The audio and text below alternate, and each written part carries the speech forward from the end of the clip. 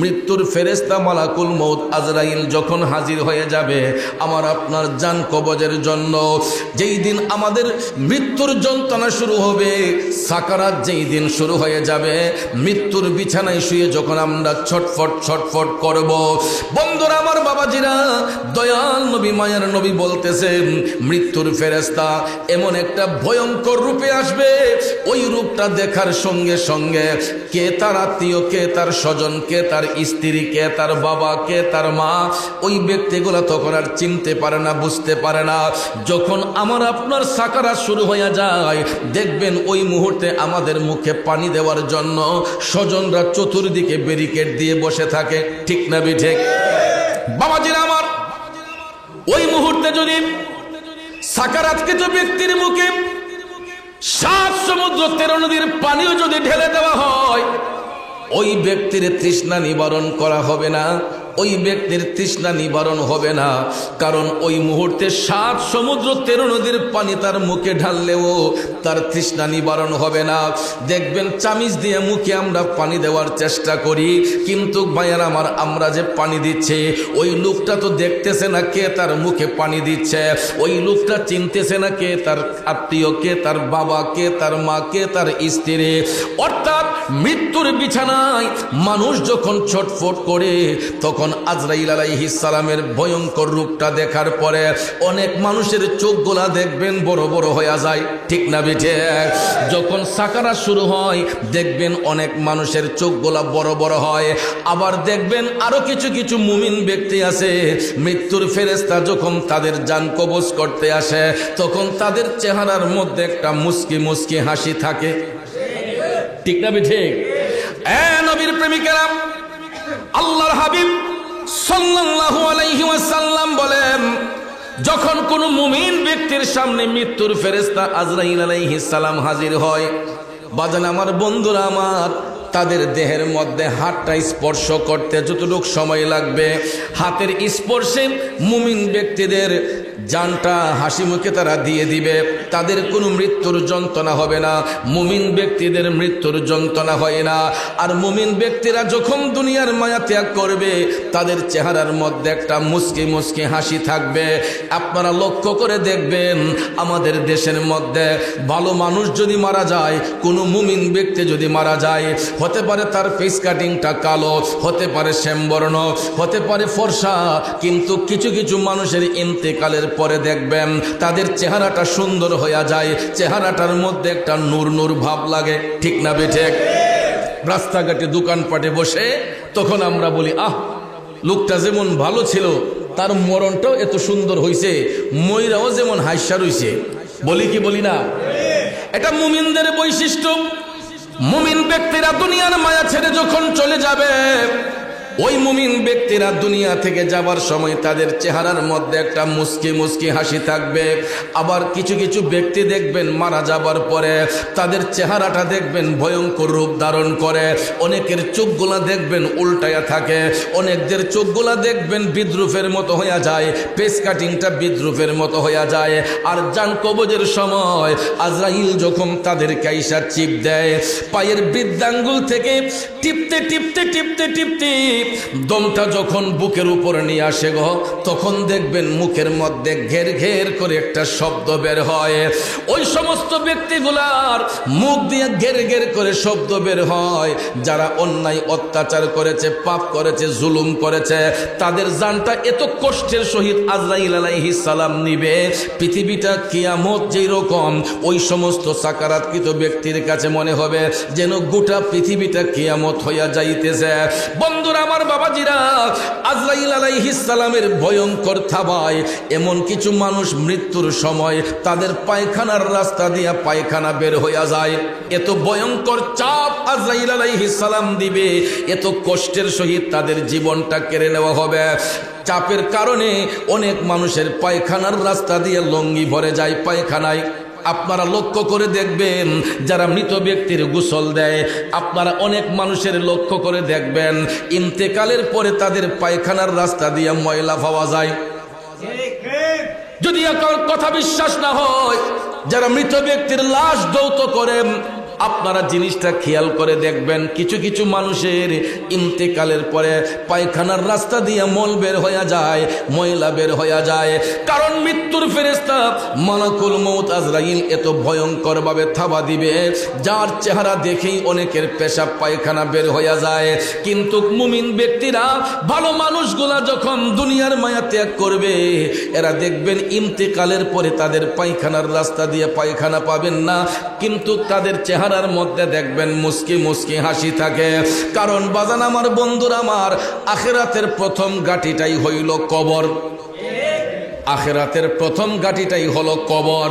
এই কবরের ঘাটে যদি কেউ আটকা পড়ে যায়, অন্য কোনো ঘাট পার হওয়া তার পক্ষে সম্ভব হবে না। আর কবরের ঘাটটা যেই ব্যক্তি সহজে পার হইয়া যাবে, অন্য কোনো ঘাটের মধ্যে ওই ব্যক্তি আর আটকে থাকবে না। মুমিন ব্যক্তিরা হাসি দিয়ে যাওয়ার কারণ হলো এদের কবরের মধ্যে তাদের কোনো চিন্তা নাই। কারণ মুমিন ব্যক্তিরা কবরে যাবার পরে, প্রত্যেকটা মানুষ যখন কবরে যাবে তাদেরকে তিনটা প্রশ্ন করা হবে। কয়টা? কবরের প্রশ্ন কয়টা? এটা আমরা সবাই জানি, কবরের প্রশ্ন তিনটা। এর প্রথম প্রশ্নটাই হলো মান রাব্বুকা, তোমার রবকে। যদি মুমিন ব্যক্তি হয়, ওই ব্যক্তি হাসি মুখে বলবে রব্বি আল্লাহ, আমার রব আল্লাহ। ওয়ামান দীনুকা, তোমার দিন কি? তখন মুমিন ব্যক্তি যদি হয়, ঠাস করে বলে ফেলবে দীনিয়াল ইসলাম, আমার দিন হলো ইসলাম।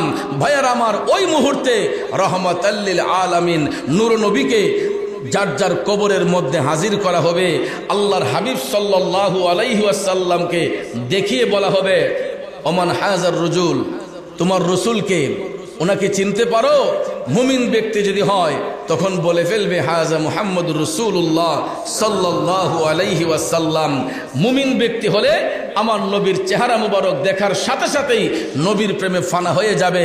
এই তিনটা প্রশ্নের উত্তর যখন দিয়ে ফেলবে, তখন ভাইয়ার আমার, বন্ধুর আমার, ওই ব্যক্তির কবরটা সুখের হয়ে যায়।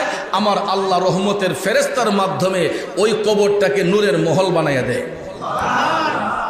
দুনিয়ার জমিন থেকে মুমিন ব্যক্তির যখন ইন্তেকাল হয়, এ দেওর এলাকার বাবাজিরা, মুমিন ব্যক্তিরা দুনিয়া ছেড়ে যাওয়ার পরে তাদের কবরটা 3.5 হাত থাকে না।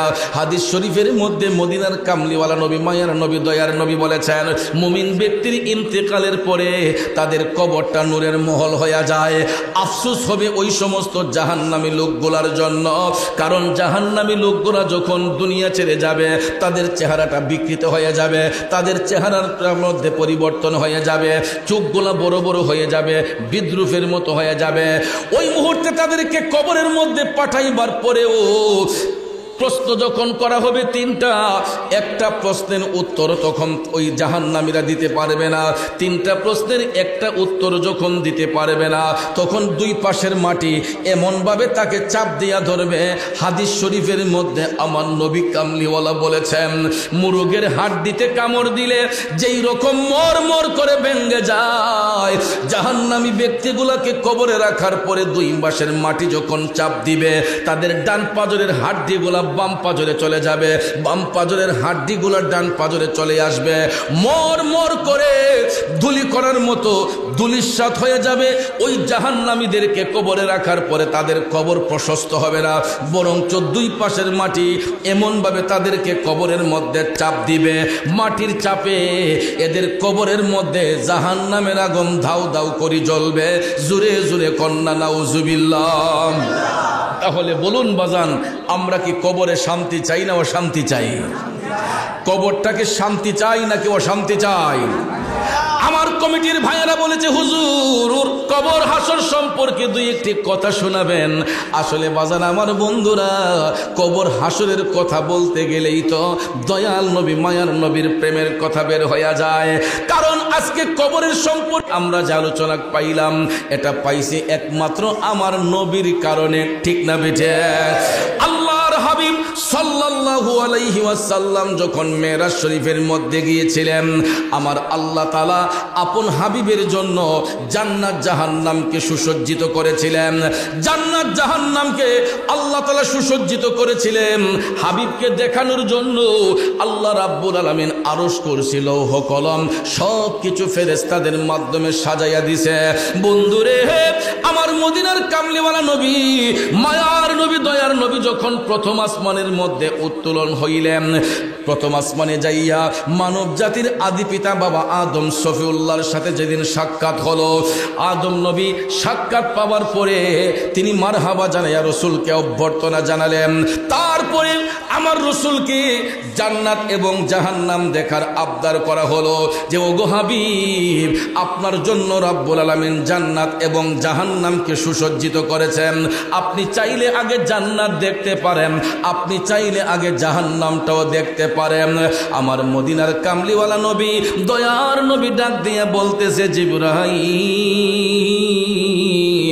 আমি জান্নাত দেখব, পরে আগে জাহান্নামের অবস্থা দেখতে চাই। নবী আমার জান্নাত পরে দেখবেন, জাহান্নামটা আগে দেখতে চাইলেন। আমার মদিনার কামলিওয়ালা নবী ডাক দিয়া কই, জিবরাইল, আমার উম্মতদেরকে জাহান্নামে কোন হালতের মধ্যে রাখা হয়, আমি আগে জাহান্নামের অবস্থাটা দেখতে চাই। জিবরাইল আলাইহিস সালাম আমার নবীজির পিছন পিছনে রসুল জাহান্নামের গেট দিয়ে প্রবেশ করলেন জাহান্নামটা দেখার জন্য। এ বন্ধু, জাহান্নামে প্রবেশ করার সাথে সাথে আমার রসুল দেখতে পাইলেন কিছু কিছু লোক দেখা যায়, এরা নিজের শরীরের গোশত নিজে চাবায়া চাবায়া খায়। নাউজুবিল্লাহ, কি বলবেন না? মদিনার কামলিওয়ালা নবী এই দৃশ্যটা দেখার সঙ্গে সঙ্গে টপ টপ করে চোখের পানি ছেড়ে কান্না শুরু করে দিলেন। ও জিবরাইল, এই লোকগুলা নিজের শরীরের গোশত নিজে চাবায়া খাচ্ছে। জিবরাইল রে, এরা কারা? জিবরাইল আলাইহিস সালাম ডাক দিয়া কয়, নবী গো, ইয়া রাসূলুল্লাহ, এরা আপনার উম্মতের মধ্যেই একদল লোক। নবী গো, এরা আপনার উম্মতের মধ্যেই একদল লোক। দুনিয়ার জমিনে এরা মানুষের হক নষ্ট করত, দুনিয়ার জমিনে এরা মানুষের সঙ্গে প্রতারণা করত, মানুষকে ঠকাইতো। ইয়া রাসূলুল্লাহ, ওই লোকগুলা এতিমের সম্পদ গ্রাস করত। আপনারা বলুন, এই প্রকৃতির লোক আমাদের সমাজে আছে না নাই? রাগ করবেন না, গুসা করবেন না। স্বার্থের উপর আঘাত পড়লে দেখবেন মানুষ মানুষকে খুন করতেও দ্বিধা করে না, ঠিক না বেঠে? বাবাজিরা আমার, বন্ধুরা আমার, যারা জুলুম করে, নির্যাতন করে, মানুষের হক যারা নষ্ট করে, মানুষের সঙ্গে যারা প্রতারণা করে, এটা দুনিয়াতে করতে পারে, কিন্তু আখেরাতে তার পরিণতিটা আমার নবী দেখেছেন। জাহান্নামে ওই সমস্ত ব্যক্তিরা নিজের গোশত নিজে চাবায়া চাবায়া খায়। জাহান্নামে তাদের জন্য কোনো খাবার পণ্য রাখা হয় নাই। এই জন্য পেটের ক্ষুধায় নিজের শরীরের গোশত চাবায়া চাবায়া খাইয়া হাড্ডি বের করে ফেলবে। জিবরাইল কয়, নবী গো, আবার আল্লাহ তাআলা গোশত জয়েন দিবে, আবার খাইতে খাইতে হাড্ডি বের হয়ে যাবে। এই রকম ভাবে কিয়ামতের আগ পর্যন্ত, শেষ বিচারের আগ পর্যন্ত ওই জাহান্নামী ব্যক্তিগুলা তারা নিজের গোশত নিজে চাবায়া চাবায়া খাবে। জোরে জোরে কন্না নাউজুবিল্লাহ। বড় ভাইটা মারা গেলে দুইটা তিনটা ভাতিজা, মেজু কাকা থাকে, ছোট কাকা থাকে, তখন দেখবেন বড় ভাই মারা যাবার 40 দিন পার হয় না, ভাতিজাদেরকে ডাক দিয়া কয়, অমুক পুবের চোখের জমিনটা কিন্তু তোর বাপ থাকতে এটা আমারে দিয়ে গেছিস, ঠিক না? ঠিক। অমুক বন্ধের জমিনটা আমার নামে ছিল, তোর আব্বা এটা জানতো, তোরা তো জানোস না। এরকম ভাবে দেখবেন ভাতিজাদেরকে সম্পদ থেকে ঠকাইয়া ফেলে কিছু কিছু কাকা আছে, আসেনিও? আপনারা দেখবেন কিছু কিছু মানুষ আছে এতিমের সম্পদ গ্রাস করে, এতিমদের নাম দিয়ে টাকাই না, এই টাকা নিজে খেয়ে ফেলে, আছে না নাই? বন্ধুরা আমার, আলোচনার বিষয় ছিল অন্যদিকে। কমিটির আবদারে আমাকে বলল এই বিষয়ে কিছু কথা বলার জন্য, প্রসঙ্গ ঘুরিয়ে নিয়েছে। আপনাদের কি কোনো কষ্ট হচ্ছে বাজান? আল হাক্কু মুররুন, সত্য কথা তিতা লাগবে কিন্তু সত্যটা গ্রহণ করবেন। ও বাজান, শুধু তাই নয়, এই দৃশ্য দেখার পরে আমার মদিনার কামলিওয়ালা নবী, মায়ার নবী আর একটু সামনে গেলেন। আর একটু সামনে যাইয়া মদিনার কামলিওয়ালা নবী দেখতে পান আরো কিছু কিছু লোক দেখা যায়, তাদের পেট গোলা অনেক উঁচা উঁচা, পেটের চামড়া গোলা খুবই পাতলা, সাপ বিচ্ছু তাদের পেটের মধ্যে কিলকিল করতেছে। আমার দয়াল নবী টপ টপ করে চোখের পানি সাইরা কান্দে গো। মদিনার কামলিওয়ালা নবী কান্না করে দিলেন। জিবরাইল আলাইহিস সালাম ডাক দিয়া কয়, নবী গো, আপনি কাদের জন্য কান্দেন? এরা হচ্ছে আপনার উম্মতের মধ্যেই একদল লোক, দুনিয়ার জমিনে নবী গো এরা সুদ খাইতো, ঘুষ খাইতো। আছে না নাই? আছে না নাই? ইয়া রাসূলুল্লাহ, নবী গো, দুনিয়ার জমিনে ওই মানুষগুলা সুদ খাইতো, ঘুষ খাইতো, এই জন্য মানুষের প্রতি জুলুম করার কারণে, সুদ গ্রহণ করার কারণে এই সম্পদটা হারামে পরিণত হইয়া তার দেহের রক্ত মাংসগুলা সব হারাম করে দিয়েছে। আর ওই হারাম সম্পদগুলা ভক্ষণ করার কারণে এইগুলা পেটের মধ্যে যাইয়া সাপ বিচ্ছু হইয়া গেছে। কারণ বাজান আমার বন্ধুরা, আমার দয়াল নবী জাহান্নামের মধ্যে গিয়া দেখছেন সুদকুর ঘুষকুরের পেটের চামড়া পাতলা, তাদের পেটের ভিতরে সাপ বিচ্ছু দৌড়া দৌড়ি করে। নাউজুবিল্লাহ কোন। এই সুদকুর ঘুষকুরের পেটকে রিচার্জ করে বিজ্ঞানীরা অ্যাকোরিয়াম আবিষ্কার করছে। অ্যাকোরিয়াম চিনেন? বড় লোকদের ড্রয়িং রুমের কর্নারে দেখবেন গ্লাস ফিটিং করে বিভিন্ন প্রজাতির মাছ এটার ভিতরে ছাড়ে। আছে না নাই? এটা বাহির থেকেও দেখা যায়, ভিতর থেকেও দেখা যায়।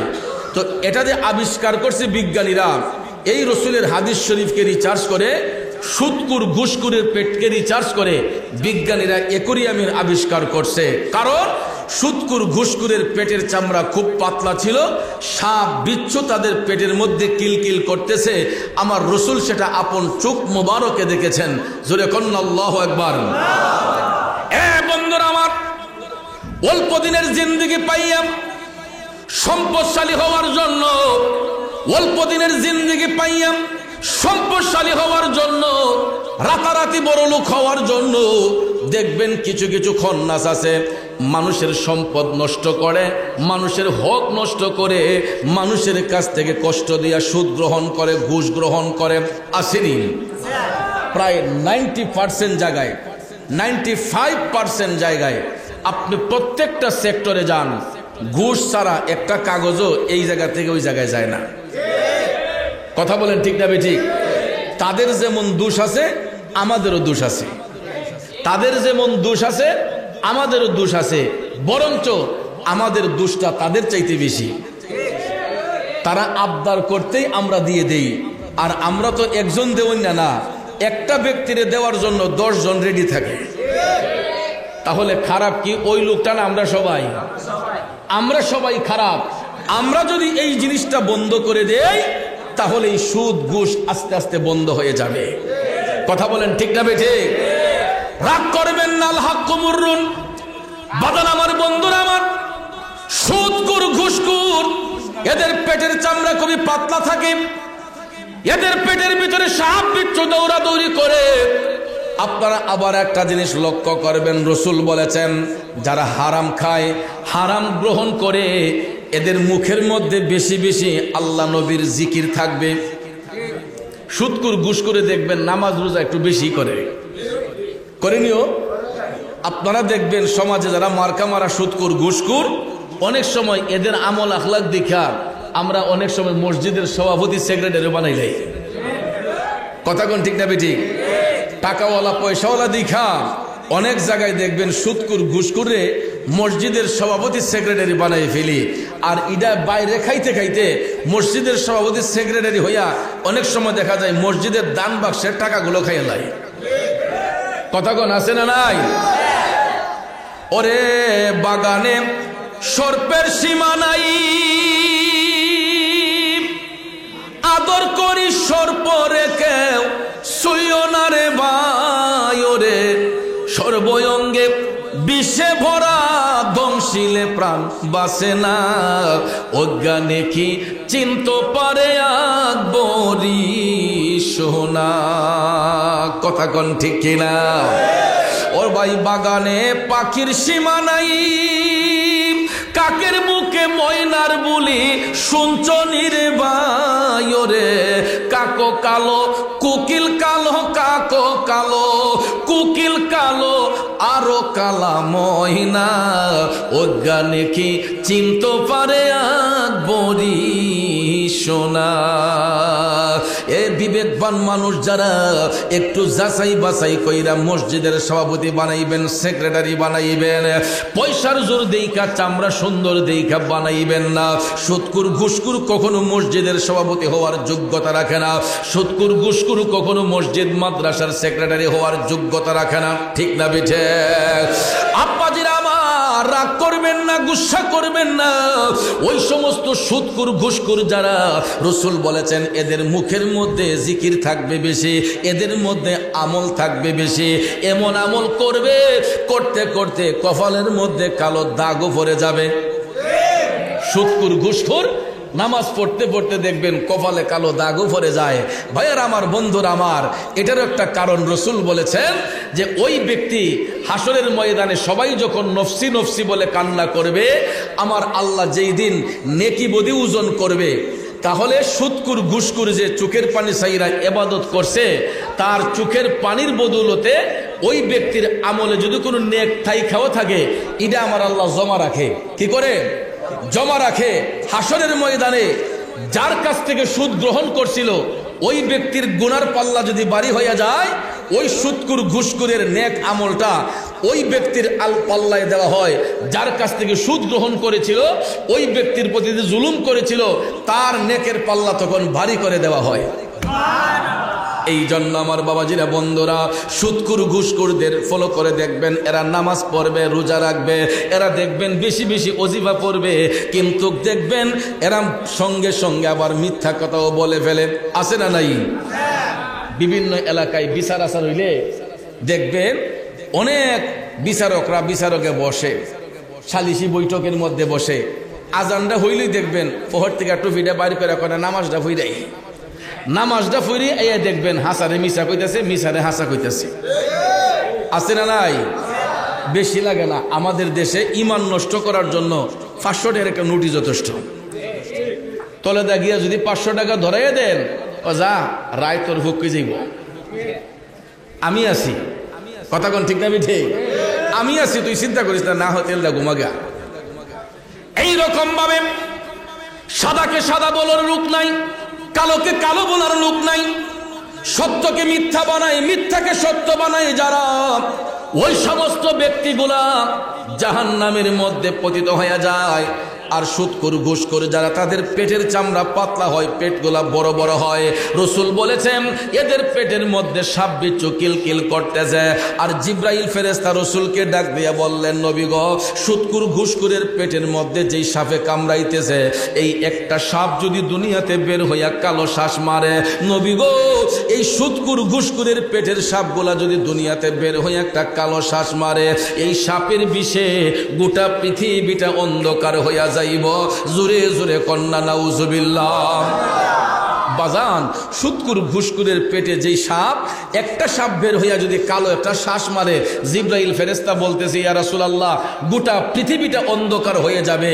কিন্তু ওই সুদখোর ঘুষখোরের পেটের মধ্যে কিয়ামত পর্যন্ত এই বিষধর সাপগুলা কামড়াইতে থাকবে, কিয়ামত সংগঠিত হওয়ার আগ পর্যন্ত। এখন বলুন, আমরা হারাম খাইব না ছাড়ব? ও মিয়া, রিজিকের মালিক কে? জুলে বলেন, রিজিকের মালিক কে? গত কয়েক বছর আগে যে করোনা মহামারী গেছে, আমরা ডরাইয়া নাই এর গোড়াত মুসরা মারছে, না জানি মইরা জায়গা। কিন্তু যত ভয় পাইছি না কেন, আমাদের ঘরে কি খাবারের কোনো কমতি ছিল? বলেন, কারো ঘরে রিজিক কম ছিল? মহামারী করোনা যে গেছে, তখন মানুষ আরো বেশি বেশি বালা খাইছে। না মিথ্যা বললাম? রিজিকের মালিক কে? হারাম খাইয়া রিজিক বাড়াবো, এই হারাম খাইয়া রিজিক বাড়াইলে এটা তো হালাল হয় না, এটা রক্ত মাংসগুলাকে হারাম করে ফেলে। এই জন্য 3 বেলা না খাইয়া প্রয়োজন হলে 1 বেলা খাবো, তারপরে যাতে আমাদের খাবারটা হালাল হয়। হালাল রুজি যারা উপার্জন করবে, হালাল রিজিক যারা ভক্ষণ করবে, ওই ব্যক্তির শরীরের রক্ত মাংসগুলোও আল্লাহর জিকির করে, শরীরের পশমগুলোও মৌলার জিকিরে ফানা হয়। এই জন্য দেখবেন ওই মুমিন ব্যক্তিরা দুনিয়া ছেড়ে যাবার পরে তাদের কবরটাও শান্তির হয়। ঠিক না ঠিক? যাক ভাইয়েরা আমার, জান্নাতের আলোচনা আর একটু পরে করতেছি, আসুন জাহান্নামের আরো কিছু আলোচনা আমরা শুনে যাই। রসুল যখন আরেকটু সামনে গেলেন, যাইয়া দেখতেছেন আরো কিছু কিছু লোক দেখা যায়, এদের পাওগুলা উপর দিকে, মাথাগুলা নিচ দিকে, এবং তাদের মাথার মগজগুলা বাতের ফেনের মতো ঠকবক ঠকবক করে মাটিতে গলায়া গলায়া পড়তেছে। আমার রসুল এই দৃশ্য দেখে টপ টপ করে চোখের পানি সাইরা নবীজি কাঁদতেছেন আর বলতেছেন, জিব্রাইল রে, ও জিব্রাইল, এই হতভাগ্য লোকগুলা কারা? এদের পাওগুলা উপর দিকে, মাথাটা নিচের দিকে, কারণটাকে? জিব্রাইল আলাইহিস সালাম ডাক দিয়া কই, নবী গো, ইয়া রাসূলুল্লাহ, মায়ার নবী গো, এরা আপনার উম্মতের মধ্যেই একদল লোক, দুনিয়ার জমিনে এরা পাওর উপর ভর করে যাইয়া মানুষ হত্যা করত, মানুষরে খুন করত, মানুষের শরীর থেকে রক্ত ঝরাইত। আপনারা বলুন, এই প্রকৃতির লোক আছে না নাই? মোবাইলটা খুললা দেখেন, ইউটিউবে ঢুইকা দেখেন, ফেসবুকে ঢুইকা দেখেন, প্রতিদিন একটা একটা খুন হচ্ছে, মার্ডার হচ্ছে, ভাই এক ভাই আরেক ভাইকে মেরে ফেলছে, আপন ভাই ভাইকে মেরে ফেলতেছে। প্রতিদিন এই রকম অহরহ ঘটনা ফেসবুক ইউটিউবের মধ্যে খুঁজলে পাওয়া যায়, আছে না নাই? আমার যুবক বন্ধুরা, একটু মনোযোগ, লম্বা কথা বলবো না। দয়াল নবী দেখতে পাইলেন কিছু কিছু মানুষের পাওগুলা উপর দিকে, মাথাটা নিচের দিকে।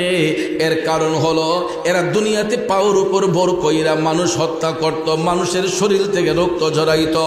এই জন্য আমার আল্লাহ তাআলা তাদের উপর নারাজ হইয়া জাহান্নামের মধ্যে ওই লোকগুলাকে শাস্তি প্রদান করতেছেন। রাসূল বলতেছেন, কিয়ামতের আগ পর্যন্ত ওই লোকগুলা জাহান্নামের আগুনে জ্বলতে থাকবে, তাদের মাথার মগজগুলা টপ টপ করে মাটিতে গলায়া গলায়া পড়বে। শুধু তাই নয় বাবাজিরা, আর একটু সামনে যাইয়া আমার মদিনার কামলিওয়ালা নবী বিদ্রুফের মতো কান্নার শব্দ শুনতে পাইলেন। কারা যেন চিৎকার করে কান্নাকাটি করতেছে। হঠাৎ করে রাসূল দেখতেছেন কিছু কিছু কবর দেখা যায়, কবরের মাটিগুলা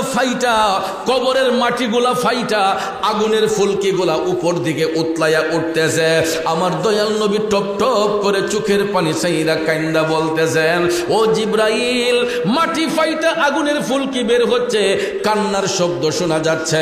জিব্রাইল আলাইহিস সালাম বলতেছেন, নবী গো, এরা আপনার উম্মতের মধ্যেই একদল লোক, দুনিয়ার জমিনে ওই লোকগুলা মা বাবার মনে কষ্ট দিত, মা বাবার শরীরের উপর হাত উঠাইত। আছে না নাই? আছে না নাই? এ দেওরা গ্রামের বাবাজিরা, গভীর মনোযোগ। মা বাবার অবাধ্য সন্তানগুলাকে কবর দেশে আমার আল্লাহ জাহান্নামের আগুন দিয়া জ্বালায়। জিব্রাইল আলাইহিস সালাম বলতেছে, নবী গো, এরা কান্না করতেছে কারণ তাদের কবরের মধ্যে জাহান্নামের আগুন জ্বলতেছে। কারণ সন্তান মা বাবার মনে যখন আঘাত দেয়, সন্তান যখন মা বাবার গায়ের উপর হাত উঠায়, আল্লাহ তাআলা ওই সন্তানের উপর নারাজ হয়ে যায়। বন্ধুরা আমার, মা বাবা সন্তানকে অন্তর থেকে অভিশাপ দেয় না, কিন্তু মা বাবার মনের কষ্টটা যখন অনুভব হয়, এই কষ্টটাই তাদের জন্য অভিশাপ হয়ে যায়। মা বাবার মনের কষ্টটাই সন্তানের জন্য অভিশাপ হয়ে যায়। এই জন্য আল্লাহর হাবিব সাল্লাল্লাহু আলাইহি ওয়াসাল্লাম বলতেছেন, যেই সন্তানগুলা মা বাবার মনে কষ্ট দেয়, মা বাবার দিলের মধ্যে আঘাত দেয়, এদেরকে জাহান্নামের মধ্যে আমার আল্লাহ নিক্ষিপ্ত করে, জাহান্নামের আগুন দিয়ে তাদেরকে জ্বালানো হয়। কিয়ামত পর্যন্ত ওই সন্তানগুলাকে জাহান্নামের আগুন দিয়ে জ্বালানো হইবে। তাইলে বলুন, মা বাবার সঙ্গে সদ্ব্যবহার করা দরকার আছে না নাই? কিন্তু কেমনে রে আব্বা, বিয়ে শাদী করার পরে বিবির ফান্দে পইরা অনেক সন্তান আছে মা বাপ নিয়ে খাইতেই চায় না, তাদেরকে জুদা করে দেয়, আলাদা করে দেয়। কথা কোন ঠিক না ঠিক? এমন পরিবার আছে না? ম্যাডাম আসলে পরেই দেখবেন স্ত্রী যখন স্বামীরে মন্ত্র দেয় যে আমি তোমার মা বাপ লে খাইতাম না, তখন দেখবেন আস্তে আস্তে ওই ছেলে যেই ছেলে কোনোদিন বাবার চোখের সামনে দাঁড়ায় কথা বলে নাই, যেই ছেলে কোনোদিন মায়ের সামনে দাঁড়ায় কথা বলে নাই, কিন্তু বিবির ধোকার মধ্যে পইরা দেখবেন বাবারে কয় যে আমার জুদা করে দেন, আমি আর আপনারা লেখাইতাম না। আসেনি এরকম? যুবক বন্ধুরা আমার, পায়ে হাত ধরে বলবো, কোন মা বাবার নিয়ে ভাগাভাগি করতেছো?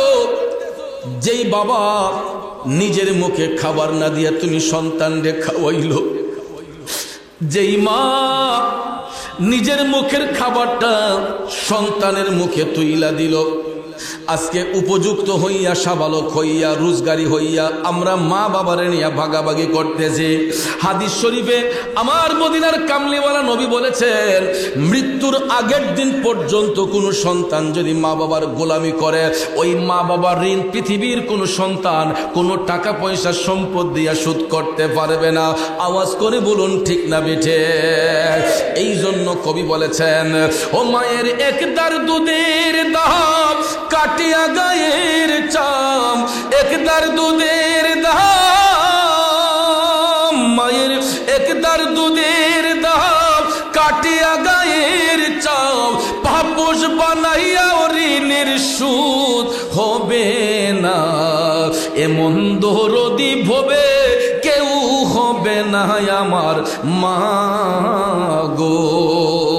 কথা বলেন ঠিক কিনা? বন্ধু, পৃথিবীর সমস্ত ধন সম্পদ টাকা পয়সা যদি এক পাল্লায় রাখা হয়, মা দুঃখিনীর একটা ফোঁটা দুধ যদি এক পাল্লায় রাখা হয়, আমার মদিনার কামলিওয়ালা নবী বলেছেন ওই মায়ের একটা ফোঁটা দুধের পাল্লাই বাড়ি হইয়া যাইব। আর পৃথিবীর সন্তানগুলা সমস্ত সময় সর্বসময় মায়ের কাছে ঋণী হইয়া থাকে। সব ঋণ শোধ করতে পারলেও মায়ের ঋণ পৃথিবীর কোনো জিনিস দিয়া শোধ করা যায় না। এই একটা ঘটনা আপনাদেরকে বলি, ওই মায়ের দুধের ঋণ শোধ করার চেষ্টা করেছিলেন একজন আল্লাহর ওলি, যিনি মায়ের সেবা করে আল্লাহর ওলি হয়েছেন। ওনার নাম হচ্ছে হযরতে শেখ ফরিদ রহমাতুল্লাহ আলাইহি। জুড়ে কন্যা আল্লাহু আকবার। শেখ ফরিদের জীবনী পড়ে দেখলাম উনি একজন মা ভক্ত সন্তান ছিলেন। ভাইয়ের আমার, বন্ধুরা আমার, শেখ ফরিদ একজন ব্যবসায়ী মানুষ ছিলেন। আল্লাহর হাবিব সবচেয়ে বেশি পছন্দ করতেন ব্যবসা। ব্যবসাকে রাসূল পছন্দ করতেন। এই জন্য আমার নবীর সুন্নতকে ধরে রাখার জন্য শেখ ফরিদ রিজিকের তালাশ করার জন্য তিনি ব্যবসা বাণিজ্য করতেন। হাজিরিন, শেখ ফরিদ প্রতিদিন ব্যবসা কইরা যখন বাড়িতে আসতেন, শোবার ঘরে যাইয়া তিনি চিন্তা করতেন, দেখি তো পৃথিবীতে কেউ আসেনি, আমার কাছে কোনো লেনদেন পাই কিনা। তিনি অনেকক্ষণ চিন্তা ভাবনা করে দেখতেন, জানা মতো সবার ঋণ পরিশোধ করা, কেউ তার কাছে কোনো টাকা পয়সা পায় না। শেখ ফরিদও কারো কাছে কোনো লেনদেন নাই, টাকা পয়সা পাওনা নাই। একদিন, 2 দিন, 3 দিন যাবার পরে হঠাৎ একদিন শেখ ফরিদ সুবার ঘরে আইসা তিনি ভাবতে ভাবতে হঠাৎ করে একটা ঋণ তিনি খুঁজে বের করলেন। আমি তো ছোট্টবেলায় আমার মায়ের স্তন থেকে দুধ পান করেছে, আমি শেখ ফরিদ ছোট্টবেলায় তো আমার মায়ের স্তন থেকে দুধ পান করেছে, আমি তো আমার মায়ের কাছে ঋণী হয়ে আসি, আমি তো আমার মার কাছে ঋণী, আমার মার দুধ পান করছি, আমার জানা মতো অন্য কোনো ঋণ নাই, একটা ঋণ আছে, আমার মায়ের দুধের ঋণটা আমাকে শোধ করতে হবে। তখনও তিনি বুঝতে পারেন নাই যে রসুল হাদিস শরীফে বলে রাখছেন যে মৃত্যুর আগের দিন পর্যন্ত মার গোলামি করলে ওই মায়ের দুধের ঋণ শোধ হয় না। এটা না জানার কারণে শেখ ফরিদ তিনি মার কি কাছে দুধের দাবি নেওয়ার জন্য সারাটা রাত বিছানার মধ্যে ঘুমান নাই, ছটফট করতেছেন। দেখবেন টেনশন যখন থাকে, ঘুমের ট্যাবলেট খাইলেও ঘুম আসে না, ঠিক না বেঠিক? মানুষ যখন চিন্তাযুক্ত হয়, টেনশন যুক্ত হয়, তখন দেখবেন ঘুমের বড়ি খাইলেও চোখের মধ্যে আর ঘুম আসে না। কথা বলেন ঠিক কিনা? শেখ ফরিদ সারাটা রাত বিছানার মধ্যে ছটফট করতেছেন।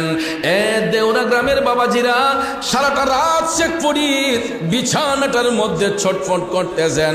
কোন সময় সকাল হবে, কোন সময় তিনি মার কাছে যাইয়া দুধের আবদার পরিশোধ করার জন্য, দুধের ঋণ শোধ করার জন্য আবদার করবে। দেখা যায় রাত যখন যাইতে লাগলো, যাইতে যাইতে যাইতে যখন ফজরের ওয়াক্ত শুরু হয়ে গেল, মুয়াজ্জিন সাহেব আজানের ধ্বনি দিয়ে বলতেছেন, আসসালাতু খায়রুম মিনান নাওম।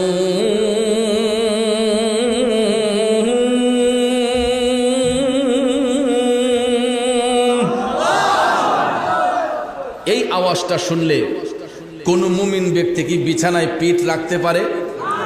কথা বলেন, পারে? কিন্তু আমরা এমন পুরা কপাইল্লা, গড়ের কাছে মসজিদ, ফজরের আজান দিলে মাইকে আমরা গড়ের থেকে আজান শুনি না, এমন ঘুম আমাদের চোখের মধ্যে। আর মুমিন ব্যক্তি যারা হয় এরা সাত রাইতের জাগ না হলেও যখন ফজরের টাইমে বলা হয় আসসালাতু খায়রুম মিনান নাওম, কোন মুমিন ব্যক্তি আর বিছানায় পিঠ রাখতে পারে না। কথা কোন ঠিক না বিঠে? আব্বাজির আমার, গভীর মনোযোগ, মনোযোগ। শেখ ফরিদ যখন আজানের ধ্বনি শুনলেন আসসালাতু খায়রুম মিনান নাওম, তিনি জাগ্রত হয়ে গেলেন নামাজ পড়ার জন্য। শেখ ফরিদ বিছানা ছেড়ে দিলেন, ওনার মা বিছানা ছেড়ে দিলেন, জাগ্রত হইয়া মা অজু সহকারে নামাজের মুসল্লায়, শেখ ফরিদ মসজিদ মধ্যে চলে গেলেন নামাজ পড়ার জন্য। ফজরের নামাজ যখন শেষ হয়ে গেল, ফজরের নামাজ যখন শেষ হয়ে গেছে গো, শেখ ফরিদ শিশির বেজা সকালে তিনি আস্তে আস্তে বাড়ির মধ্যে প্রবেশ কইরা মার শিয়রে যাইয়া দেখে ফজরের নামাজ পড়িরা দরদি মা বৈশা বৈশা কোরআন তেলাওয়াত করতেছে। কি করতেছে? কোরআন তেলাওয়াত করতেছে। বর্তমানে কি কোরআন তেলাওয়াতের রেওয়াজ আমাদের সমাজে চালু আছে? অনেক পরিবারে নাই, হাতে গোনা কয়েকটা পরিবার। আর না হলে এখন আর এই দৃশ্য দেখা যায় না। আমরা যখন ছোট্ট ছিলাম, আজ থেকে প্রায় 30 বছর আগের কথা বলতেছি, আজ থেকে প্রায় 30 বছর আগের কথা বলতেছি, যখন ছোট্ট ছিলাম আমরা যখন মক্তবে যাইতাম তখন দেখতাম আমাদের গ্রামের বাড়ির লম্বা উঠান ছিল, বড় চাচা, মেজু চাচা, ছোট চাচা ফজরের নামাজ পড়ে তারা চাটি বিছাইয়া উঠানের মধ্যে বৈশা কোরআন তেলাওয়াত করতেন। আমাদের মা চাচিরা তারা ফজরের নামাজ পড়ে ঘরে বৈশা তারা কোরআন তেলাওয়াত করতেন। ঠিক না ঠিক? নবীর প্রেমিকেরা, ওই যুগটা বড় ভালো একটা যুগ ছিল রে। যেই যুগের মধ্যে মানুষের তাকওয়া মজবুত ছিল, যেই যুগের মধ্যে মানুষের আমল মজবুত ছিল। কিন্তু এই ডিজিটাল যুগের মধ্যে আইসা আমরা মানুষগুলা সব ডিজিটাল হয়ে গেছি। ডিজিটাল যুগে আইসা আমরা মানুষগুলা এখন ডিজিটাল হয়ে গেছি। দিন দিন ইমানের শক্তি বাড়ার কথা, কিন্তু আমাদের ইমানের পাওয়ার কমতেছে। যুগ যত ডেভেলপ হচ্ছে আমাদের ইমান আকীদা আস্তে আস্তে নষ্ট হচ্ছে। কথা কোন ঠিক কিনা? এটার কারণ হলো, আগে সকালবেলা মা চাচিরা ফজরের নামাজ পড়ে কোরআন তেলাওয়াত করে ঘর বাড়ি ঝাড়ু দিয়া বিসমিল্লাহ বইলা চুলার মধ্যে আগুন দিছে। তাদের সেই বরকতি হাতের নাস্তা পানি খাইয়া আমাদের বাপ চাচারা অফিস আদালতে ক্ষেত খামারে কাজে গেছে। কথা কোন ঠিক না ঠিক? আর এখন রেডিমেড নাস্তা খাইয়া আমাদের শরীরের মধ্যে রোগ ব্যাধি দেখা দিতেছে। এই ফার্ম অয়েল খাইয়া, সয়াবিন খাইয়া, এরপরে কেয়ার আউজুবিল্লাহ বিসমিল্লাহ। সকালবেলা দেখবেন রেডিমেড নাস্তা, অনেকে এখন ঘরে নাস্তা বানায় না, ঘরের সামনেই দোকান, হোটেল, হোটেল থেকে নাস্তা কিনাই না খাইয়া দেখবেন গ্যাস্ট্রিকের ব্যথা, ডাইনে গুতায় বামে গুতায়। কথা কোন ঠিক কিনা? বাজান আমার, বন্ধুর আমার, আস্তে আস্তে পেটের সমস্যা হয়, লিভার সিরোসিস হয়, লিভারের নষ্ট প্রবলেম হয়। একটাই কারণ হলো ওই খাবারগুলো হালালভাবে আসতেছে না। যদি আমরা টাকা দিয়ে আনতেছি, কিন্তু ইরা বানাইতে গিয়া বিসমিল্লাহ আউজুবিল্লাহ বলা হয় নাই। কথা কোন ঠিক না ঠিক? পাক পবিত্রতা নাই, আমল নাই, আখলাক নাই, যেই কারণে এই খাবারগুলো আমাদের শরীরের মধ্যে গিয়া পুষ্টি যোগায় না, আস্তে আস্তে ক্ষতির দিকে ধাবিত করে। আপনাদের কি রাগ করতেছেন? আমার বাবাজিরা, মা চাচিরা ফজরের নামাজ পড়ে কোরআন তেলাওয়াত করে ঘর বাড়ি ঝাড়ু দিয়া বিসমিল্লাহ বলে চুলায় আগুন দিছে রে। কিন্তু বর্তমান জামানার মধ্যে সকালবেলা যদি কোনো পাড়া মহল্লা দিয়া যাওয়া যায়, অনেক ঘরের দরজাই খোলা হয় না, জানলা খোলা হয় না, ঘরের দরজা বন্ধ থাকে, জানালা বন্ধ থাকে। ওই ঘরের মধ্যে কিভাবে রহমত হবে? ওই ঘরের মধ্যে কিভাবে রহমত প্রবেশ করবে? কারণ আমরা নবীর সুন্নাহকে মানি না। কারণ হাদিস শরীফের মধ্যে রাসূল বলেছেন, ফজরের নামাজ পড়ার সাথে সাথে তোমরা ঘরের দরজা জানালাগুলো সব খুলে দাও, ওপেন করে দাও। এটা মনে রাখবেন, ফজরের নামাজ পড়া ঘরের দরজা জানালা সব কিছু খুলে দিবেন। কারণ ওই মুহূর্তে রহমতের হাওয়া ঘরের মধ্যে প্রবেশ করে। সকালবেলার হাওয়াটা, ঠিক না ঠিক? এটারও কারণ আছে। কারণটা কি জানেন? এশারের নামাজ পড়া মুমিন ব্যক্তিরা যখন ঘুমের ঘরে যায়, এশারের নামাজ পড়া মুমিন ব্যক্তিরা যখন ঘুমের মধ্যে যায়, তখন আল্লাহ তাআলা একদল ফেরেশতা পাঠান, ওই মুমিনদের শিয়রে দাঁড়াইয়া এরা সারা রাত জিকির করে। এই জন্য মুমিন ব্যক্তির ঘুমটাও একটা ইবাদত। মুমিন ব্যক্তির কি? ঘুমটাও একটা ইবাদত। ওই মুমিন ব্যক্তি এশারের নামাজ পড়ে ফজরের আগ পর্যন্ত যতক্ষণ ঘুমের ঘরে থাকবে, আল্লাহ তাআলা একদল ফেরেশতা নিয়োজিত করেন তাদের শিয়রে দাঁড়াইয়া জিকির করার জন্য। যখন ফজরের আজান যখন হয়ে যায়, ওই ফেরেশতাদেরকে ছুটি প্রদান করা হয়। এরা তাদের ডিউটি শেষ করে এরা যখন তাদের পালক ঝাড়া দিয়ে যায়, তখন তাদের পালকের ঝাড়ায় গোটা পৃথিবীটা শীতল হয়ে যায়। এই জন্য আপনারা লক্ষ্য করে দেখবেন, ফজরের টাইমে যত গরমের তাপই থাকুক না কেন, ফজরের সময় দেখবেন শরীরের মধ্যে একটা হিমেল হাওয়া বইতে থাকে, ঠিক না ঠিক? এই জন্য রাসূল বলেছেন যে ফজরের টাইমে সকালবেলা ভোরবেলা তোমরা ঘরের দরজা জানালা সব কিছু খুলে দাও। ওই বাতাসটা ঘরের মধ্যে প্রবেশ করলে কলেরা রোগ বেমার আর ওই ঘরে আসবে না। কিন্তু আমরা সকালবেলা কি করি? ঘরের দরজা জানালা আরো বেশি বেশি করে বন্ধ রাখি। ভাইয়ারা আমার, বন্ধুরা আমার, নামাজ পড়তে চাই না, কোরআন তেলাওয়াত করতে চাই না, তাহলে কিভাবে আল্লাহর রহমত আমাদের ঘরে প্রবেশ করবে?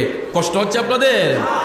বলতেছিলাম কি, শেখ ফরিদের মা ফজরের নামাজ পড়ি কোরআন শরীফ তেলাওয়াত করতেছেন।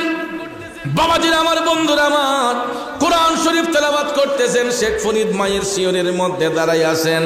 হঠাৎ করে মা যখন বুঝতে পারলেন শেখ ফরিদ মায়ের শিয়রে দাঁড়ানো, তখন মা কোরআন তেলাওয়াত স্টপ করে দিয়া পিছন ফিরে তাকাইয়া দেখে গো, শেখ ফরিদের চোখ দুইটা আগুনের মতো লাল হয়ে আছে। মা ডাক দিয়া কই, শেখ ফরিদ, কিরে বাজান, রাতে কি বিছানায় ঘুমাস নাই? তোর চোখ দুইটা আগুনের মতো লাল হয়ে আছে কেন? কারণ সন্তানের চেহারার দিকে তাকাইলে মা বুঝতে পারে সন্তানের ব্যথাটা কি, ঠিক না বেঠে? বাবাজিরা আমার, বন্ধুরা আমার, মা যখন ডাক দিয়ে কয়, শেখ ফরিদ, তোর চেহারাটা কেমন কেমন লাগতেছে, কিরে শেখ ফরিদ, রাতে কি ঘুমাস নাই? শেখ ফরিদ ডাক দিয়ে কয়, মা, ও দরদি মা, আপনি ঠিকই বলেছেন, তুমি ঠিকই বলেছো গো মা, আমি সারাটা রাত ঘুমাই নাই। মাগো, তোমার দোয়ার বরকতে তোমার সন্তান শেখ ফরিদের কাছে আজও পর্যন্ত কোনো মানুষের কোনো লেনদেন নাই। আমি জানা মতো সবার ঋণ পরিশোধ করে দিয়েছে, তবে একটা ঋণ আমার বাকি আছে গো মা। মা তখনও বুঝতে পারে নাই। ডাক দিয়া কয়ে, জাদুমণি শেখ ফরিদ, কি ঋণ বাকি আছে? শেখ ফরিদ ডাক দিয়া কয়ে, মা, আমি ছোট্টবেলায় যখন আমি অবুঝ ছিলাম, শিশু ছিলাম, তোমার স্তন থেকে আমি দুধ পান করেছি, তোমার স্তন থেকে আমি দুধ পান করেছি। মা, এখন তো আমি রোজগারি হয়েছি, টাকাওয়ালা হয়েছি, আমাকে আল্লাহ সম্পদশালী বানাইছে। মাগো, আমি তোমার দুধের ঋণ শোধ করতে চাই। বলো মা, কত টাকা দিলে তোমার দুধের ঋণটা শোধ হবে? এই কথা যদি সন্তানের মুখ থেকে কোনো মা শুনে, বলুন তো ওই মায়ের সেন্স কি ঠিক থাকে? থাকার কথা? মা ডাক দিয়ে কই, শেখ ফরিদ, কিরে তুই কি পাগল হয়ে গেছিস? আল্লাহর ওলি শেখ ফরিদ ডাক দিয়ে কয়, মা, আমি তোমার ঋণ শোধ করতে চাই। টাকা যদি না চাও, আমি সম্পদ দিয়ে হলো তোমার দুধের ঋণ শোধ করব, তোমার গোলামি কইরা হইল তোমার ঋণ আমি শোধ করব। এই কথা শোনার পরে ওই দরদি মা, ওই মায়ের বাক শক্তি বন্ধ হয়ে গেছে। মা আর কথা বলে না। শেখ ফরিদ ধাক্কাইয়া কয়, মা, বলো না, বলো না গো মা, কতটা সম্পদ দিলে তোমার দুধের ঋণ শোধ হবে? মা যখন কথা বলে না, মায়ের বাক শক্তি বন্ধ হয়ে গেছে। শেখ ফরিদ কই, বুঝছি মা, এমনি হবে না, আমি তোমার গোলামি করব, তোমার সেবা করব, এরপর আমি তোমার দুধের ঋণ শোধ কইরা ছাড়ব। এরপর থেকে শেখ ফরিদ মায়ের সেবা করা শুরু করে দিলেন, মায়ের গোলামি করা শুরু করে দিলেন। করতে করতে করতে করতে একদিন নয়, 2 দিন নয়, একদিন নয়, 2 দিন নয়, 1 বছর নয়, 2 বছর নয়, 12টা বছর। কয় বছর? এ বন্ধু, 12টা বছর শেখ ফরিদ মারে কাঁধের মধ্যে নিয়ে হাঁটলেন, মার সেবা করলেন। 12 বছর পরে কাঁধের মধ্য থেকে মারে লামাইয়া শেখ ফরিদ কয়, আম্মা একদিন নয় 2 দিন নয় 12টা বছর তোমার গোলামি আমি শেখ ফরিদ করছি গো মা। ও মা 12 বছর তোমারে কাঁধে লইয়া হাঁটলাম, মাগো এবার বলো তোমার দুধের ঋণ শোধ হইছিনি? একটা চিৎকার দিয়া মা তখন ডাক দিয়া কয়, শেখ ফরিদ 12 বছর আমি শুধু তোর আলামতিটা দেখলাম, 12 বছর তোর সেবা শুশ্রূষা পাইলাম, আমি মা কথা বলি নাই, শুধু দেখলাম তুমি শেখ ফরিদ কি করো কি না করো। মা 12 বছর পরে ডাক দিয়া কয়, শেখ ফরিদ 12 বছর কেন? তুমি যদি 1200 বছরও আমি মার গোলামি করো, আমার নবীর কথা যদি সত্য হয়, আমার রসুলের হাদিস যদি সত্য হয়, তাইলে তুমি 12 বছর কেন 12,000 বছর গোলামি করলেও আমি মায়ের 1 ফোঁটা দুধের ঋণ শোধ করতে পারবা না। আল্লাহু আকবার, ইয়া রাসূলুল্লাহ। ঘরে ঘরে জালুম, জিন্দাবাদ জিন্দাবাদ। মায়ের একদার দুধের দাম কাটিয়া গায়ের চাপ, পাপোশ বানাইয়া ঋণের সুদ হবে না, এমন দরদি ভবে কেউ হবে না আমার মা গো। শেখ ফরিদ ডাক দিয়ে কয়, মা আমি যদি মৃত্যুর আগের দিন পর্যন্ত তোমার গোলামি করি, তাইলে তো দেখি তোমার দুধের ঋণ শোধ হবে না। তখন শেখ ফরিদ মায়ের পায়ে দইরা পরে রইলেন, মায়ের পায়ে জড়াইয়া কয়, মা গো মা আমার ভুল হয়ে গেছে মা, আমি 12 বছর গোলামি কইরা দুধের ঋণ শোধ করতে চাইছি মা, এটা আমার চরম বিয়াদবি হয়েছে, ভুল হয়েছে মা, আমি তো তোমার সন্তান, তুমি তো আমাকে 10 মাস 10 দিন গর্ভে ধারণ করেছ, আমি তোমার সন্তান হইয়া মা তোমার কাছে ক্ষমা চাই, জিন্দেগিতে আর কোনোদিন তোমার কাছ থেকে কোনো হিসাব নিকাশ চাইব না। এটা বলার পরে শেখ ফরিদের মা নামাজের মুসল্লায় বৈশা আমার আল্লাহর ডাক দিয়া কয়, আল্লাহ আমার শেখ ফরিদ রে তুমি ওলি বানাইয়া দাও। আরো জোরে কন্যা সুবহানাল্লাহ। এ বন্ধু, মা আমার আল্লাহরে ডাক দিয়া কয়, আল্লাহ আমার শেখ ফরিদরে তুমি ওলি বানাইয়া দাও। মায়ের ডাক আল্লাহ কবুল করবে কি করবে না? একটা কথা মনে রাখবেন, পৃথিবীর সব মানুষের মুনাজাত যদি এক পাল্লায় রাখা হয়, মায়ের একটা মুনাজাত যদি এক পাল্লায় রাখা হয়, আমার নবী কামলিওয়ালা বলেছেন ওই সন্তানের জন্য তার মায়ের একটা মুনাজাতের পাল্লাই বাড়ি হইয়া যাইব। এই জন্য বাজান, মার মনে কোনোদিন কষ্ট দেওয়া যাবে না, মার সাথে কোনোদিন বিয়াদবি করা যাবে না। বন্ধুরে, আপনি দেখবেন যাচাই কইরা, এই মুহূর্তে যদি আপনার একটা দুর্ঘটনা ঘটে, দেখবেন সবার আগে মাটা পাগলিনীর মতো দৌড়াইয়া চলে আসবে, ঠিক না? আমি আমার মারে নিয়ে গর্ব করি। সব মাহফিলে আমাকে বিভিন্ন জায়গা থেকে টেলিফোন দিয়ে অনেক ভাইয়েরা আমার সঙ্গে কথাবার্তা বলে, হুজুর আপনার আলোচনার মধ্যে শুনি আপনি মার কথা বলেন, আপনি মা প্রেমিক সন্তান। আসলে ভাইয়েরা আমার এটা গর্বের সহিত বলি। কেন? আমরা 4 ভাই 2 বোন, আমরা মা প্রেমিক সন্তান। এখনো আমার বাবা মারা গিয়েছেন প্রায় 26 বছর উপরে, এখন পর্যন্ত আমরা আমাদের মার অনুমতি ছাড়া একটা কদম দেই না। কারণ কথাগুলো তো রেকর্ড হচ্ছে, কোনোদিন মার কানে পৌঁছাবে। একটা কদমও মার অনুমতি ছাড়া আমরা বেলাইনে দেই না। মা যে আদেশ করেন প্রত্যেকটা আদেশ আমরা পালন করার চেষ্টা করি।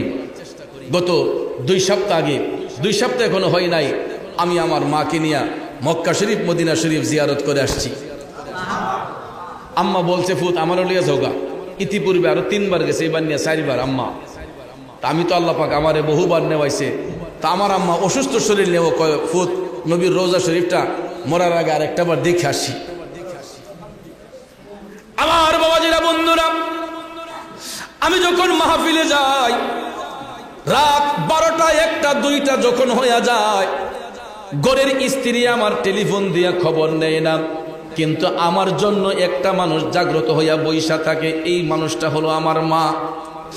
1টা-1:30 যখন বাজে, প্রায় সময় মোবাইলের মধ্যে রিংটোনের শব্দ শুনতে পাই। এত রাতে কে আমার খবর নেওয়ার জন্য রিংটোন বাজাইল?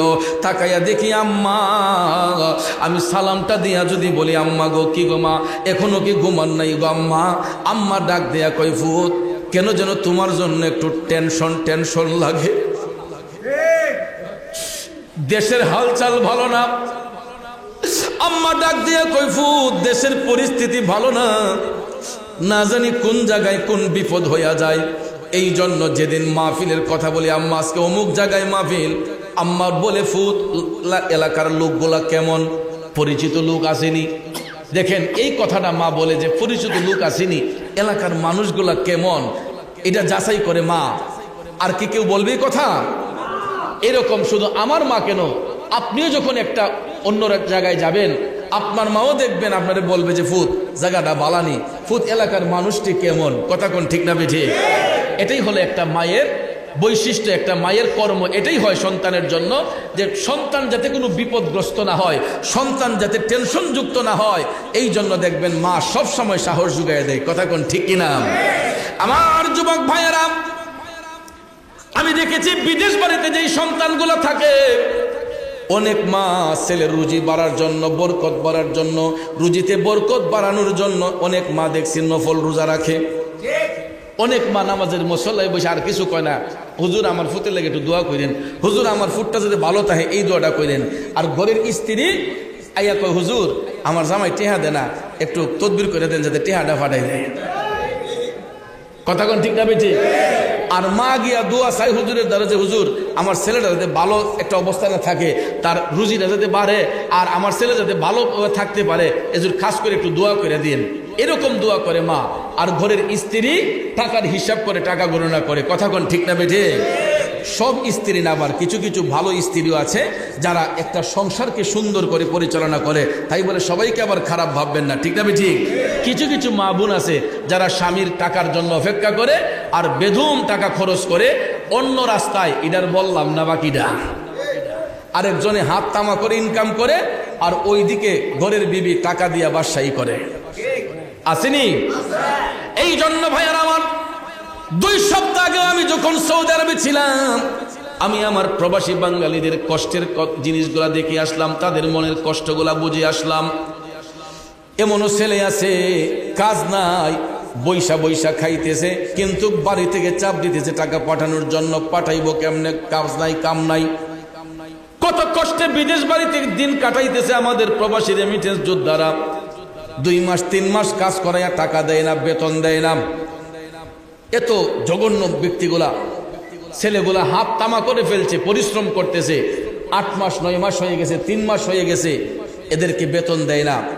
আর ওই সমস্ত বিহেভগুলা করতেছে কিছু কিছু কোম্পানির সুপারভাইজার। এর মধ্যে আমাদের বাঙালি সুপারভাইজার অনেকে আছে। 10টা 20টা লেবার নেয়, নেওয়ার পরে এদের কাছ থেকে এদেরকে কাজ করাইয়া এদের নাম দিয়া কোম্পানি থেকে বিল উঠায় বড় অঙ্কের। সে নিজে বড় লোক হইয়া এলাকার মধ্যে গিয়া 5 কানি 10 কানি জমি রাখে, আর ওই ছেলেগুলারে কষ্টে দিন কাটাইতেছে। 10 দিন কাজ করাইলে 1 দিনের বেতন দেয়, 10 দিন কাজ করাইলে 2 দিনের বেতন দেয়, তো বাকি 8 দিনের বেতন যায় কই? এগুলা এই সুপারভাইজাররা মাইরা বিভিন্ন এলাকার মাঝে গিয়ে হেরা দানবীর হয়। আছে না নাই? মসজিদও 50,000 দেলায়, মাদ্রাসাত 1 লাখ দেলায়। মানুষের তো কই, বাবা রে, হে দিহালি হি দিন গেল বিদেশ, অতটি আর মালিক হয়ে গেছে গা। টাকা কি গাছও ধরেছে যারা দিলি পরে? এত রাতারাতি বড় লোক হয় কিভাবে? পরের হক মাইরা। এই জন্য বাবাজিরা আমার, পায়ে হাত ধরে বলবো, জান্নাত যদি পাইতে হয় এই সমস্ত অন্যায় অত্যাচার ছেড়ে দিতে হবে বাজানো। আমার দয়াল নবী জাহান্নামের মধ্যে যাইয়া এই দৃশ্য দেখলেন, যারা মা বাবার মনে কষ্ট দেয় এদের কবরের মধ্যে আগুন জ্বলে। আমার আলোচনা সংক্ষেপের দিকে নিয়ে যাব, কারণ সময় চলে যাচ্ছে। বন্ধুরা আমার, বাবাজিরা, এবার জাহান্নাম দেখতে যাইয়া রসুল আরেকটা পাশ দিয়া গেলেন, যাইয়া দেখতেছেন আমার মা বোনদের আযাব। পুরুষ বাড়িতে কব, হুজুর সকল আযাব খেয়ালি আমরা পুরুষের লেগে, মহিলার কোনো শাস্তি নাই। জাহান্নামে নারীদের শাস্তি সবার আগে ছিল, কারণ রসুল যখন জাহান্নামে দেখতে আরেক পাশ দিয়ে গেলেন, জায়গা দেখতেছেন কিছু কিছু নারীদেরকে চুলের সঙ্গে ঝুলাইয়া, চুলের সাথে ঝুলাইয়া তাদেরকে শাস্তি প্রদান করা হচ্ছে। আমার দয়াল নবী টপ টপ করে চোখের পানি ছেড়ে কান্না করতেছেন, ও জিব্রাইল, এই হতভাগ্য নারীগুলা কারা?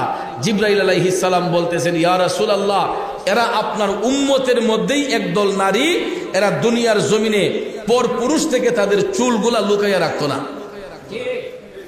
চুল খুলুন না ভিডিও আসেনি আমরা দেশ, রাস্তাঘাটে চললে, বিভিন্ন বিয়ে শাদীর অনুষ্ঠানে গেলে, ফাল্লারিং করলে দেখবেন তাদের চুলের বাতাস আরেকজন মানুষের নাকের মধ্যে গিয়ে লাগে। কথা কোন ঠিক না বেঠি? চুলের সুবাটা যখন আরেকটা পুরুষের নাকে লাগে, ওই পুরুষটা ওই নারীর দিকে আকৃষ্ট হয়ে যায়। কথা কোন ঠিক না বেঠি? এই জন্য ভাইয়ের আমার, রসুল বলেছেন, যেই নারীগুলা চুল খুলে রাস্তাঘাটে চলাফেরা করে, হাসরের ময়দানে আল্লাহ তাআলা ওই ব্যক্তি নারীদের চুলের সঙ্গে ঝুলাইয়া তাদেরকে শাস্তি প্রদান করা হবে। এর শাস্তির কারণ হলো এরা পর পুরুষ থেকে নিজের চুলকে লুকাইয়া রাখতো না। নবী আরেকটু সামনে গিয়ে দেখতেছেন, আরো কিছু কিছু নারী দেখা যায়, এদেরকে জিহ্বার সাথে ঝুলাইয়া পেরাক দিয়ে শাস্তি প্রদান করা হচ্ছে। জিহ্বার মাঝখান দিয়া পেরাক ঢুকাইয়া জিহ্বার সাথে এদেরকে ঝুলাইয়া শাস্তি প্রদান করা হচ্ছে। আমার নবী কান্না করতেছেন। জিবরাইল আলাইহিস সালাম বলতেছে, নবী গো, এই নারীগুলা আপনার উম্মতের মধ্যেই একদল নারী, এরা দুনিয়ার জমিনে তাদের জবান দিয়ে আপন স্বামীকে গালিগালাজ করত এবং এরা এই বাড়ির ঝগড়া ওই বাড়িতে লাগাইতো। এরকম সাংবাদিক আসেনি? কথা কোন আসেনি? আপনার ঘরে ফান্ডা হাই ওই দেখবেন গেছে গা দক্ষিণ পাড়া গিয়া কয়, চাষি গরো নি গো, ঠিক না বেঠি? শাস্তি গরনে কয় কিতা গো, আগো শুনছো নি কুস্তা, কয় কিতা, কয় অমুকে তো তার বউ ছেড়ে দিছে। আসেনি এরকম? অথচ তারা স্বামী স্ত্রীর মধ্যে মনোমালিন্য হয়েছে, এই বিডিকে আহি করে ফান হাইয়া এই কথা যখন জানছে, এই সংবাদটা সরাইবার লেগা দেখবেন ঠাস করে দক্ষিণা দিকে গেছে গা, উত্তরা দিকে গেছে গা, ফুবা দিকে গেছে গা, পশ্চিমা দিকে গেছে গা, গিয়া আরো 10 জন রে এই করে গিয়া ফান হাইতেছে, শুন হাইতেছে, কাগো হে জামাইয়ে যেই কথা কইছে, ঠিক না বেঠি? এরকম রেডিমেড সাংবাদিক আছে না? কার গরু কিতা হইতেছে না হইতেছে দেখবেন নীরবে আইতে গিয়া সিফাদার কানাদা ছায়া দেহে এই গরু কিতা হইতেছে না হইতেছে, আবার এই ঘরের কথা নিয়ে আরেক ঘরে লাগায়, ওই ঘরের কথা নিয়ে আরেক ঘরে লাগায়। এরকম চুকুল করি মহিলা আছে না নাই? এদের শাস্তি হবে জাহান্নামে। রাসূল বলেছেন, এদের জিহ্বার সাথে পেরাক দিয়া ঝুলাইয়া আমার আল্লাহ তাদেরকে শাস্তি প্রদান করবে। কারণ হলো এরা স্বামীকে গালিগালাজ করত এবং পরনিন্দা করত। জোরে কোন নাউজুবিল্লাহ। যাক বাজান আমার, জাহান্নামের আলোচনা বহুত করলাম, এবার জান্নাতের মধ্যে চলে যাই। আমার রাসূল জাহান্নাম দেখার পরে জান্নাতের মধ্যে যখন প্রবেশ করলেন, জান্নাতের দরজা দিয়ে প্রবেশ করার সাথে সাথেই রাসূল দেখতে পান জান্নাতি একটা খুশবু নবীজির নাক মুবারকে লাগতেছে। এত সুন্দর খুশবু দেখা আমার নবী মুস্কি মুস্কি হাসতেছেন। আর হাসতে হাসতে রাসূল যখন জান্নাতের মধ্যে প্রবেশ করলেন, দেখতেছেন কিছু কিছু নূরের মহল দেখা যায়। এক একটা মহলের মধ্যে এক একজন লোক আরাম করতেছে, সুস্বাদু খাবার খাইতেছে। আমার রাসূল ডাক দিয়ে বললেন, ও জিবরাইল, একটু আগে দেখলাম কি, এখন দেখতেছি কি, এত সুন্দর সুন্দর মহল, এত সুন্দর সুন্দর ঘর দেখা যায়, এক একটা ঘরের মধ্যে এক একটা লোক বৈশা সুস্বাদু খাবার খাইতেছে। জিবরাইল আলাইহিস সালাম ডাক দিয়া কয়, নবী গো, ইয়া রাসূলুল্লাহ, এরা আপনার মুমিন উম্মতের মধ্যে একদল লোক। ইয়া রাসূলুল্লাহ, এরা আপনার উম্মতের মধ্যে মুমিন। নবী গো, আপনি যে নূরের মহলগুলা দেখতেছেন, এইগুলা দুনিয়ার কোনো ঘর বাড়ি না, এইগুলা হচ্ছে আপনার মুমিন উম্মতের এক একটা কবর। ইয়া রাসূলুল্লাহ, এইগুলা দুনিয়ার কোনো ঘর বাড়ি না, এইগুলা আপনার মুমিন উম্মতের এক একটা কবর। এরপরে রাসূল এই দৃশ্য দেখে আইসা দুনিয়াবাসীকে জানাইলেন যে মুমিনদের কবর নূরের একটা মহল হইয়া যায়। এটা 3.5 হাত থাকে না। আমরা যদিও 3.5 হাত কবরে মুমিনদেরকে দাফন করে আসি, 40 কদম দূরে আসার সাথে সাথেই আমার আল্লাহ রহমতের ফেরেশতা পাঠাইয়া মুমিন ব্যক্তির কবরটাকে 70 গজ প্রসারিত করে এক একটা মুমিনের কবর এক একটা জান্নাতের মহল হইয়া যায়। এই জন্য মুমিন ব্যক্তিরা কবরের মধ্যে জিন্দা থাকে, এরা আরাম আয়েশ করে খাবার দাবার খায়, সেখানে নেক আমল করে। কিয়ামত পর্যন্ত মুমিনদের কবরে তারা জিন্দা অবস্থায় বসবাস করবে। সুবহানাল্লাহ বলেন। এই কারণে কোনো আল্লাহর ওলি দুনিয়া থেকে যাবার পরে আমরা দেখবেন তাদের মাজার শরীফের জায়গাটা একটু বড় পরিসরে করি না? অনেকে ফতোয়া দেয় যে একজন মানুষ 3.5 হাত কবরে শুইব, অত জায়গা লইয়া অত উঁচা কইরা এই ঘর বানানোর দরকারটা কি? ভাইয়ের আমার, আসলে এদের বুঝের অভাব।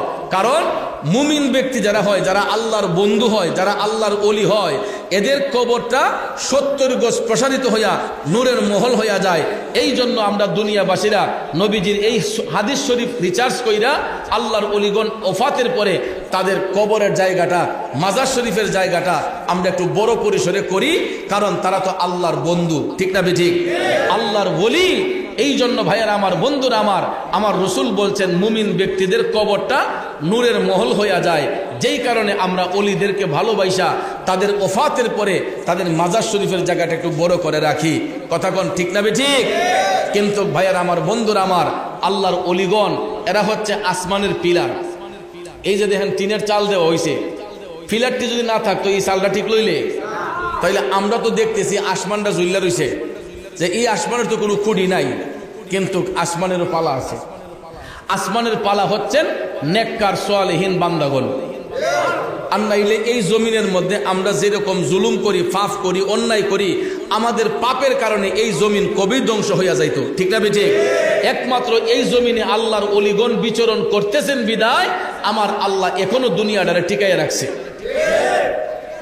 নবীর প্রেমিকারা, শুধু তাই নয়, আল্লাহর হাবিব জান্নাত দেখতে যাইয়া আর একটু সামনে গিয়া দেখতেছেন বিশাল বিশাল এক একটা এলাকা দেখা যায়, বিশাল বিশাল এক একটা বাড়ি দেখা যায়।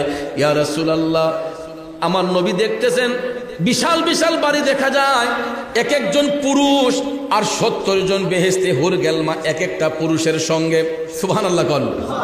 এই বাড়িগুলোতে শুধু একজন পুরুষ আর 70 জন বেহেশতে হুর তাদের সঙ্গে। আমার রসুল দেখে মুস্কি হাসতেছেন। জিবরাইল আলাইহিস সালাম বলতেছে, ইয়া রাসূলুল্লাহ, আপনি যেই ঘরগুলা দেখতেছেন আর এক একজন পুরুষের সাথে 70 জন বেহেশতি হুর দেখতেছেন, নবী গো, এরা আপনার উম্মতের মধ্যেই একদল মুমিন ব্যক্তি যারা দুনিয়ার মধ্য থেকে তাদের যৌবনটারে হেফাজত করছে। কি হেফাজত করছে?